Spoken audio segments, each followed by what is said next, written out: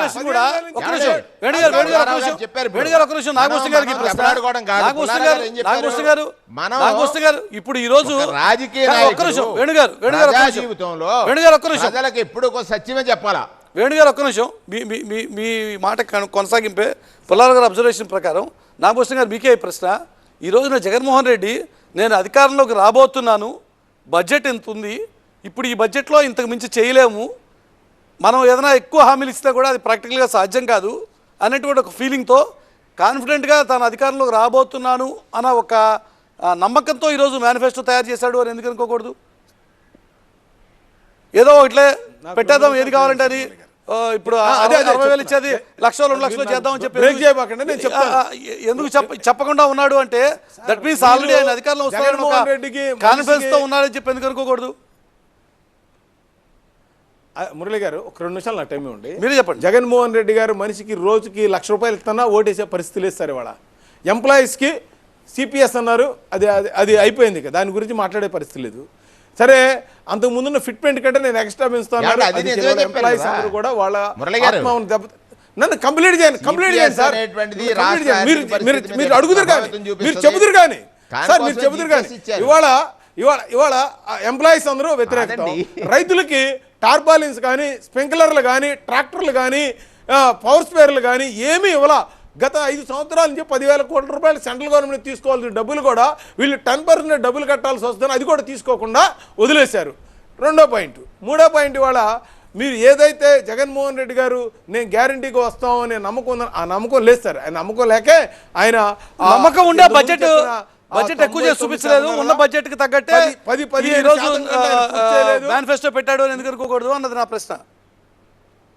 వస్తున్నా కాబట్టి సార్ ఆయనకి అసలు ఇంకా జనాలకి ఆయన మీద నమ్మకం పోయింది సార్. ఇప్పుడు ఆయన ఏమన్నాడు సార్, ఇంట్లోకి ఉన్న ప్రతి పిల్లవాడికి మీరు ఎంతమందిని అందరూ నేను చదివిస్తానన్నాడు. ఇప్పుడు 3 పిల్లలు ఉంటే ఇద్దరికి వాళ్ళు డబ్బులు ఎక్కడి నుంచి కడతారు సార్? 15,000 కదా. ఈయన డబ్బులని కేంద్ర ప్రభుత్వం ఎస్సీ సప్లై కూడా డైవర్ట్ చేసి అమ్మఒడికి ఎస్సీలకి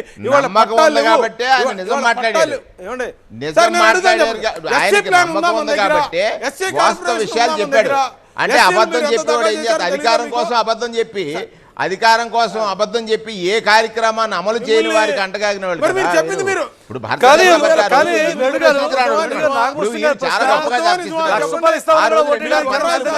ఏం మాట్లాడారు మీరు?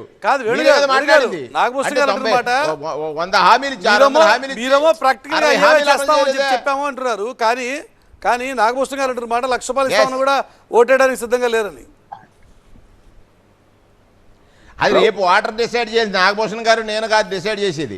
వాటర్ డిసైడ్ అయ్యి ఉన్నాడు. జగన్మోహన్ రెడ్డి గారు అంటే ఒక క్రెడిబిలిటీ ఉంది, ఒక నమ్మకం ఉంది, చెప్తే చేస్తాడు, ఖచ్చితంగా చేయగలిగిందే చెప్తాడు. ఆ విశ్వసనీయత ఆయన సంపాదించాడు. ప్రజలకు ఇచ్చిన మాట కోసం ఎంత కష్టాన్నైనా భరిస్తాడు, ఎన్ని మాటలైనా భరిస్తాడు. అటువంటిది ఇవాళ ప్రజలకు ఒక నమ్మకం కలిగింది కాబట్టి ఆయన ప్రజల మనసును చూశాడు కాబట్టి చెప్తున్నాడు.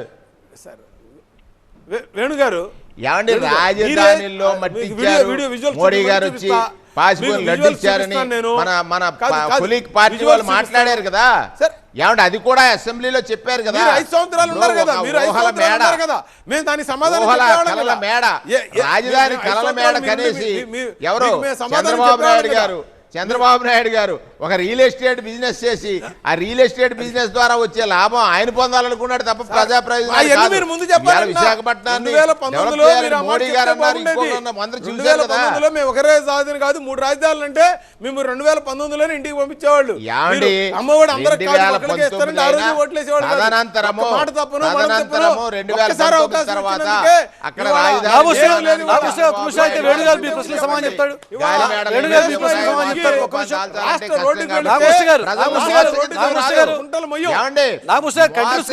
కంటే కూడా మీరు రైట్ చేసిన పాయింట్స్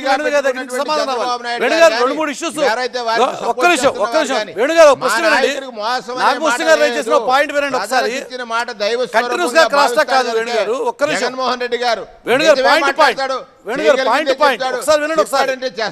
వేణుగారు ఒక్కసారి పాయింట్ నాగభూషణ్ గారు కొన్ని పాయింట్స్ రైట్ చేస్తున్నారు.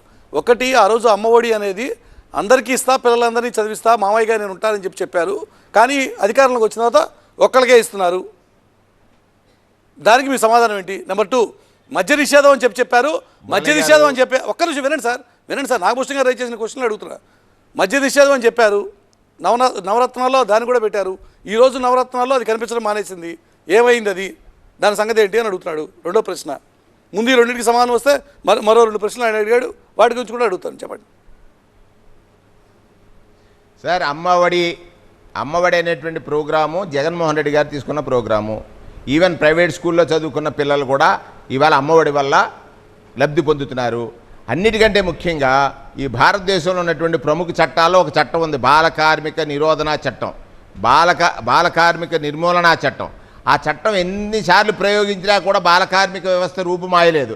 కానీ వాళ్ళు జగన్మోహన్ రెడ్డి గారు తీసుకున్న నిర్ణయం వల్ల ఇటుక బట్టీలో పనిచేసేవాళ్ళు లేడు, హోటల్లో పనిచేసేవాడు, ఇంట్లో పాసి పని చేసేవాళ్ళు లేరు. వీళ్ళే చెప్తున్నారు కదా. అంటే ఇది అమ్మఒడి ఒక ఔషధం లాగా తయారు చేసి ఇచ్చినటువంటి ముఖ్యమంత్రి గారి పట్ల దానికి పాజిటివ్ లేదు వీళ్ళ దగ్గర. నువ్వు అదేదో చేయలేదు అనేటువంటి మాట ఏదైతే చెప్తున్నారో అది సహేతుకం కాదు. అక్కడ ఉన్నటువంటి దాంట్లో పిల్లలు ఎంతమంది ఉన్నా పిల్లలకి చదువుల పట్ల ఆసక్తి, దానికోసం ఇంకో మోడల్ ఇవాళ గ్రామ స్థాయిలో నాడు నేడు ద్వారా పాఠశాలల అభివృద్ధి కానీ, పాఠశాలకు వెళ్ళిన పిల్లవాడికి గోరుముద్ద లేకపోతే విద్యా కానుక, లేకపోతే వారికి కావాల్సినటువంటి టాయిలెట్ ఫెసిలిటీ, ఆర్ఓ వాటర్ ఎక్కడండి ఈ దేశంలో? ఆయన నాగభూషణ్ గారు చూడాలి. కేంద్రంలో చాలా రాష్ట్రాలు ఉన్నాయి కదా. మన రాష్ట్రంలో ఉన్నటువంటి ఫెసిలిటీస్తో విద్యార్థులు ఎక్కడైనా చదువుకుంటున్నారా? మన రాష్ట్రంలో ఉన్నటువంటి బాల కార్మిక వ్యవస్థ నిర్మూలన జరిగినటువంటి రాష్ట్రాల్లో ఇంకెక్కడైనా మన రాష్ట్రానికి పోలికొద్దా? కేరళని మించి వాళ్ళ ఎడ్యుకేషన్లో మనం ఫస్ట్ ఉన్నాం కదా. కేరళని మించి ఆంధ్రప్రదేశ్ రాష్ట్రం ఉంటే దాన్ని మాట్లాడుతున్నారు. రెండవది నేను